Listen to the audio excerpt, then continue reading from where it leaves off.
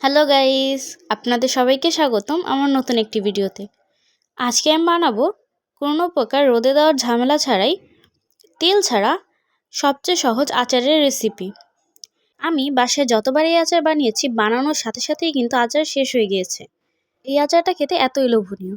তো চলুন আর দেরি না করে শুরু করে দেওয়া যাক রেসিপিটা। এখানে আমি জলপাই নিয়ে নিয়েছি 1 কেজি পরিমাণ। এখন এই জলপাইগুলোকে একটা ছুরির সাহায্যে এভাবে কুচি করে নেব।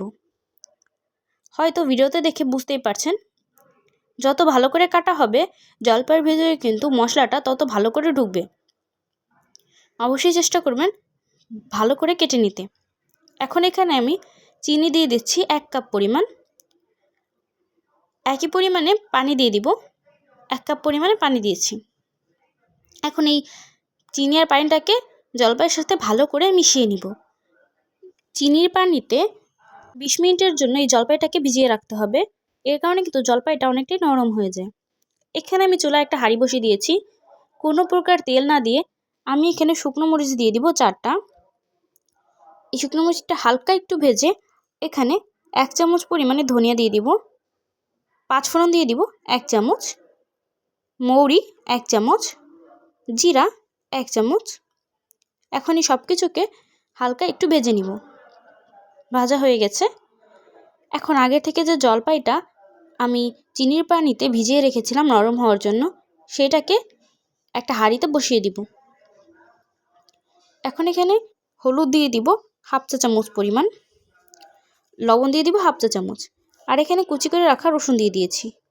এই রসুনের কারণে কিন্তু আচারে অনেক সুন্দর একটা ফ্লেভার আসে। অবশ্যই রসুনটা দিবেন। এখানে আমি বড় সাইজের একটা রসুন দিয়েছি।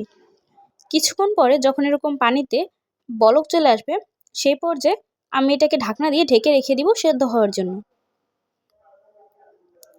কিছুক্ষণ পরে আমি জলপাইয়ের ঢাকনাটা খুলে নিয়েছি।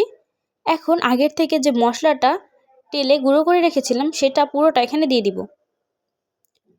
আর আচারের স্বাদ বাড়ানোর জন্য 1/2 চামচ পরিমাণে বিট লবণ দিয়ে দিব। বিট লবণ দিয়ে সব কিছুকে ভালো করে মিক্স করে আবারও ঢাকনা দিয়ে ঢেকে রেখে দিব। কিছুক্ষণ পরে আমি ঢাকনা খুলে নিয়েছি। ঢাকনা খুলে এখানে দিয়ে দিব দারুচিনি আর এলাচ।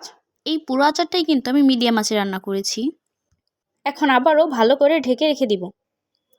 কিছুক্ষণ পরে ঢাকনা খুলে নিয়েছি আর কালারটা কিন্তু অনেকটাই চেঞ্জ হয়ে গিয়েছে, আর চিনির শিরাটাও কিন্তু ঘন হয়ে গেছে। আমি এটা নাড়াচাড়া দিতে থাকবো। এই পর্যায়ে আমার আচারটা কিন্তু একেবারে হয়ে গেছে। দেখতেই পাচ্ছেন আচারের কালারটা কত সুন্দর এসেছে। আমি আপনাদেরকে সার্ভ করে দেখাচ্ছি। এই আচারটা কিন্তু খিচুড়ির সাথে অনেক ভালো মানায়।